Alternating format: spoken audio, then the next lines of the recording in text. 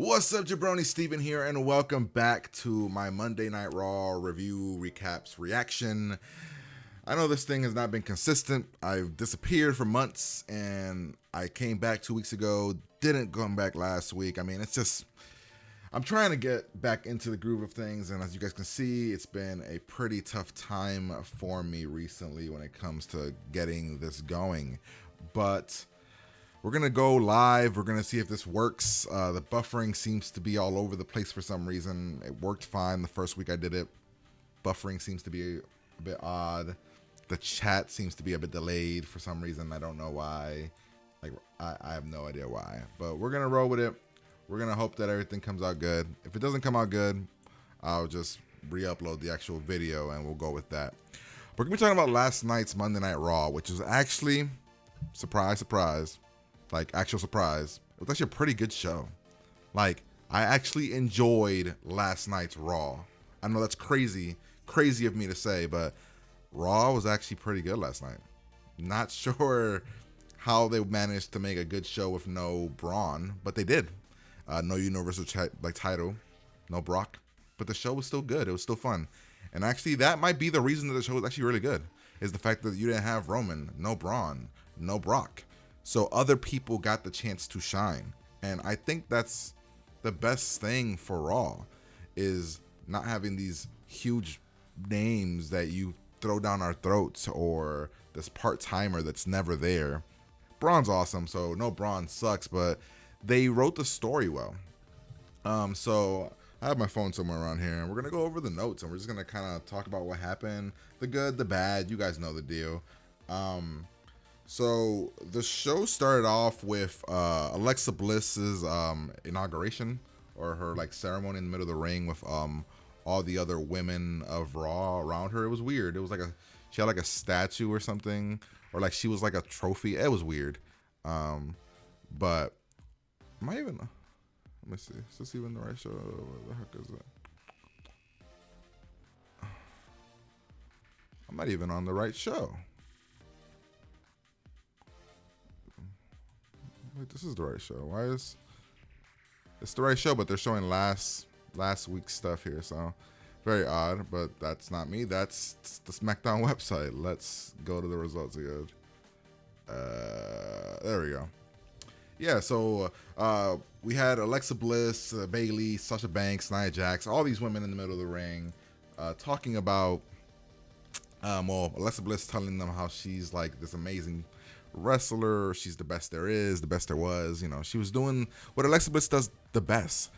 She's one of the best on the mic, male or female. She does it well. She kills it every time she's on the mic. She somehow got everybody to, she ran down everybody, so she got even more heel heat. When she came to Nia Jax, she kind of fell back. But I liked it. I enjoyed this segment for what it was. It ran a little bit long, I'm not going to lie. This, along with the match that came after it, which was a 4v4 match, which I never like 4v4 matches. They're always kind of meh. They never mean anything. But for what the match was, I think every woman got to shine a little bit in it, so I didn't hate it that much. Dana Brooks didn't suck, so shocker there.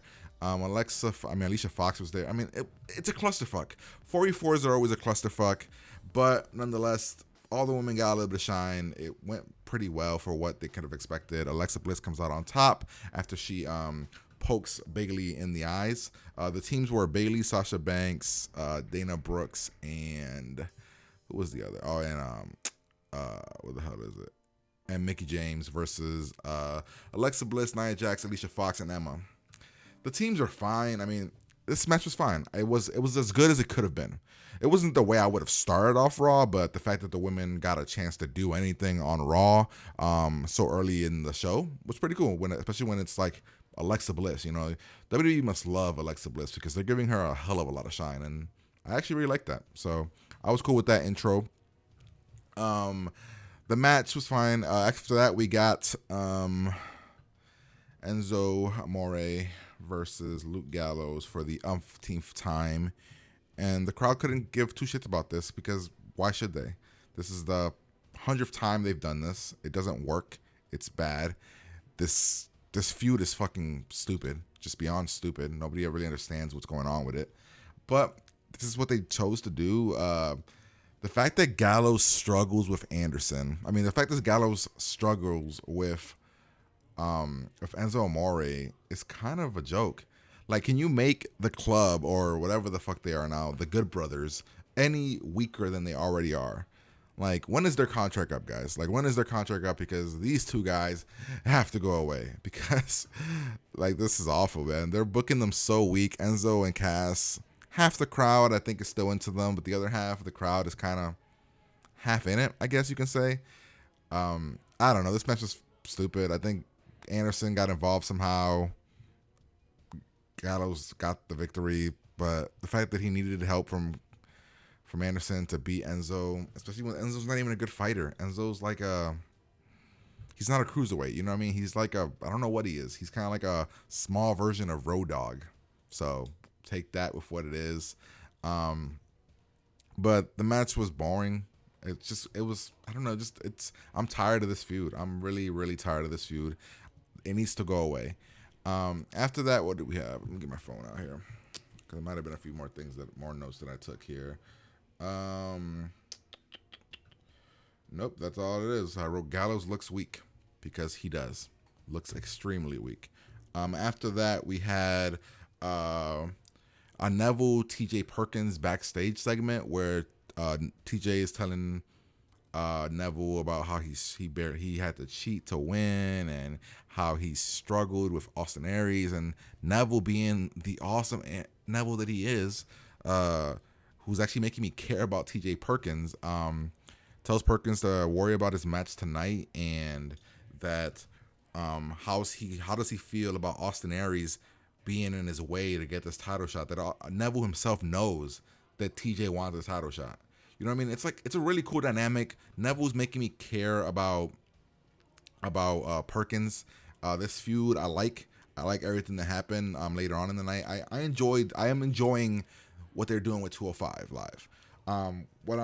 For the most part, what they did later on, we'll talk about that and how I felt about that and why they messed up there. Then after that, we had Seth Rollins come out addressing what's next for him. What's next in line. He talks about what's next in line for him is the Universal Champion Brock Lesnar. He wants a title shot. Out comes Finn Balor, says he never lost. He wants a title shot. Out comes The Miz, of course, because what happened on Miz TV the night before on Payback, saying that he deserves a title shot. Or maybe it was Dean that came out first, and then The Miz. I think the Dean came out first, then The Miz. Dean was saying that he holds the top title. It was weird. It was fun. It was all like, I enjoyed it. I actually enjoyed the segment. But so Seth and Finn wanted the Universal title, number one contenders match. But since of course that's gonna be off TV till who the fuck knows when, a while from now, they decided to give Dean to come out and say this is the top title, and then everybody just kind of forgot about the Universal title and then focused on the Intercontinental title just because Dean said it was the top belt on Raw. Dean even pointed out that Brock's not gonna fight. He fights like a few times a year, so this is why I have a problem with a guy like Brock Lesnar being the guy that holds the title. I'm not a fan of that. I don't like it. He goes away. That there's no title defended. Like, we're not gonna get this title defended until Great Balls of Fire. That fucking obnoxious name of a pay-per-view. And that sucks because it is just one title on Raw, so it doesn't make the feuds have as much weight on them as they could. So Dean was on fire when it came to his verbal stuff today. He killed it. He talked about that. He was gonna talk to Kurt, and then what happened was that Kurt set up a triple threat match between Miz, Finn, and Seth Rollins. Whoever wins gets a Intercontinental title shot, I'm assuming, at the next pay-per-view, because like I said, there's no Universal title, so this is the title that's going to be defended for the main people at the next pay-per-view. So I enjoyed the segment. I thought it was a lot of fun. They fed into some stories. The Miz, they're making him be more back into a whiny, I don't know. They're not doing what they could do with The Miz right now, especially what he did with SmackDown. He even talked about that he brought the IC title back to relevance. So It's true. He's not lying. He actually did bring it back to relevance, and the fact that they are doing what they're doing with him, making him seem. I mean, he's always been the cowardly heel, but I don't know. Something's rubbing me the wrong way. We'll talk about what happened at the end of the night in a little bit because that was. We'll get to that in a little bit.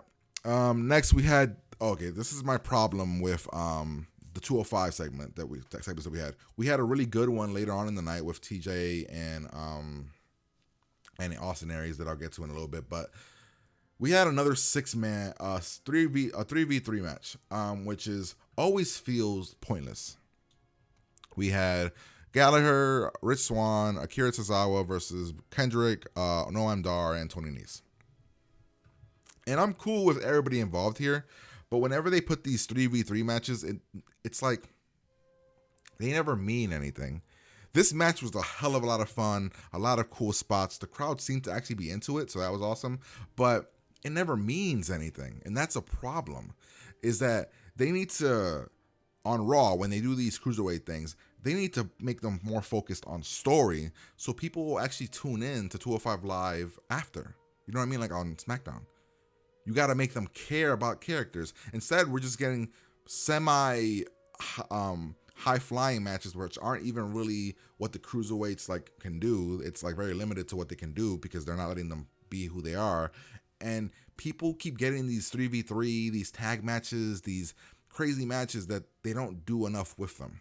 I think that they should have done more character based stuff when it comes to the matches.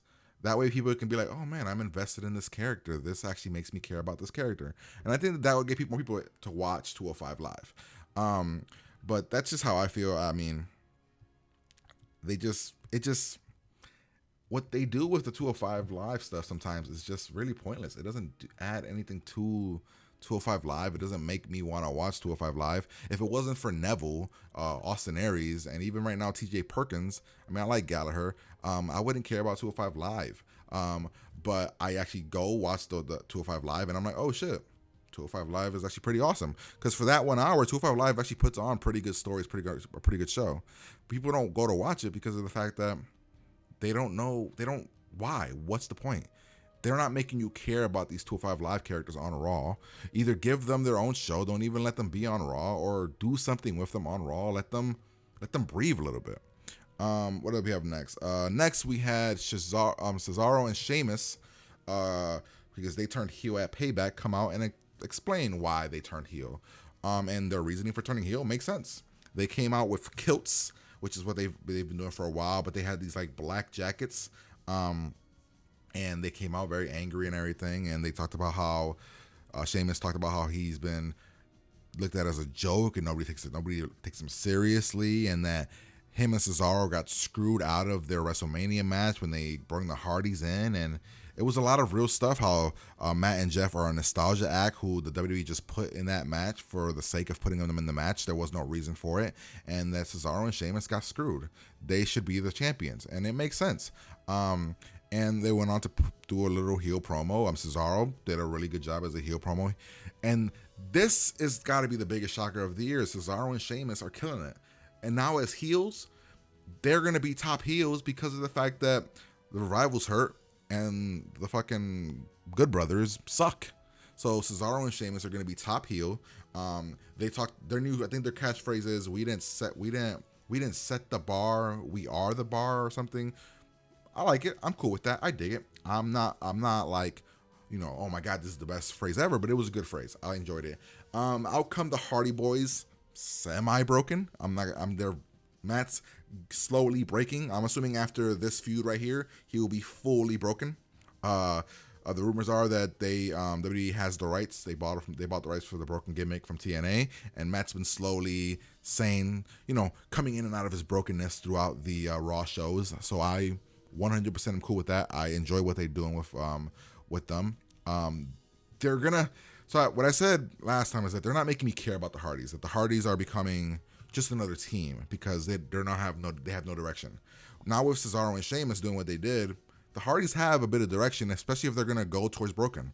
After Jeff got his tooth broken, and then they Cesaro and Sheamus turned heel. It's gonna slowly break them even more. On Twitter, Matt's doing more of the talking about Deleted and Brother Nero, and it's just like he's bringing that stuff with him, and that's awesome. And these are like the perfect villains for the Hardys to go against right now, because Cesaro is a fucking phenomenal athlete, wrestler, what do you want to call him? He's amazing. And then Sheamus is actually a true heel. Sheamus is a heel that actually people actually like him now, but they didn't used to like him before. And it's crazy how people came around on Sheamus and they actually respect Sheamus and like Sheamus now. But this is a cool feud. I can't wait to see where it keeps going. I like the look of the jackets. I like how they're confident. It's I forgot what they call what the fuck they call the Celtic Warrior, and then the Irish Superman. It's all amazing shit. I love it. I love it so much. And the Hardy slowly breaking is cool. I know some people don't like the teasing and the back and forth stuff, but I'm perfectly fine with it. I dug it. I think it was what needed to be done. I mean, if they're going to go with the gimmick. If they weren't going to go with the gimmick, give the Hardys the direction, but it looks like they're going with the gimmick, and it looks like it's going to be a lot of fun. What did we have next? Next we had Apollo Crews and Heath Slater in a fight. So Apollo Crews has something to do. Titus is actually saving Apollo Crews, so big thumbs up there. Saving Apollo Crews from himself, I guess, because Apollo Crews was a joke. But this thing with Titus is slowly turning Titus and Apollo into something I actually care about. Titus seems really proud of Apollo, and Apollo seems like he's really happy to be doing this for Titus. And I don't know if this is going to be a heel turn for Apollo or what they're going to do with it, but very much enjoyed it. And I'm actually very happy that they're doing it. I'm look forward to what they're going to do next. At the end of the match, when Apollo won, Titus was taking a picture, and Rhino got in the picture, and it was funny. I enjoy this. It sucks that Heath Slater is back to being a jobber, and they have no real storyline going, but now that they're having this tag team turmoil next week because of the Golden Truth, I don't know. I mean, how many good guy face tag teams do we have on Raw? We have Enzo and Cass. We have the Hardy Boys. Then after that, we have the Golden Truth. So I think they can make Keith Slater and Rhino the third good guy team, and they can do something with them again. Maybe it'll be a lot of fun. I'm hoping this Titus versus Heath Slater thing was just a one-time deal, and then next week, I don't know who Apollo will fight, but they'll figure something out for him. But I enjoyed it. Apollo won. Apollo has a story that I actually feel semi-invested in, so I'm cool with that. Next, we had Kurt Angle coming out talking about what was the deal with Braun Strowman and Roman Reigns. How are they? What's next for them? And I guess the storyline injury or a real life injury is that Roman tore his rotator cuff. So I don't know if that's real or if it's not, but that gives them a reason to be off TV. Of course, Roman got destroyed, was coughing off blood, so he's going to be off TV for a while, which is going to give the other guys on the show time to shine. So that's awesome. So while this is all happening, out comes Bray Wyatt, and Bray does what he does. He gives a killer promo, talks about Mr. Angle. Let me properly introduce myself. It was all amazing stuff. Like, I love Bray when it comes to his talking. Problem is we've all been programmed to believe he can't win a fight, can't win a feud, needs help to win a feud, a bunch of crap like that they ruin him with when it comes to it.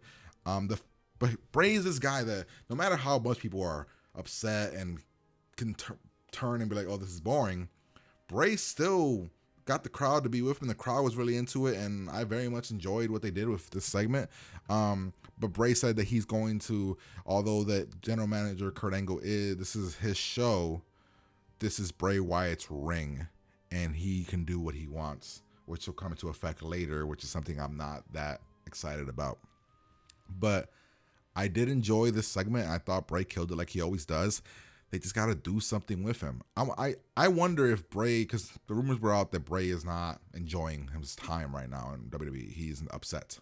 I'm wondering if he has fun when he gets on the mic, because he always seems like he's in full character and he's embracing it and he loves it. And it makes us feel it.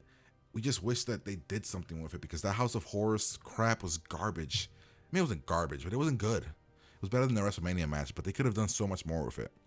But yeah, we'll see what happens with Bray going forward, especially with what happened at the end of the night.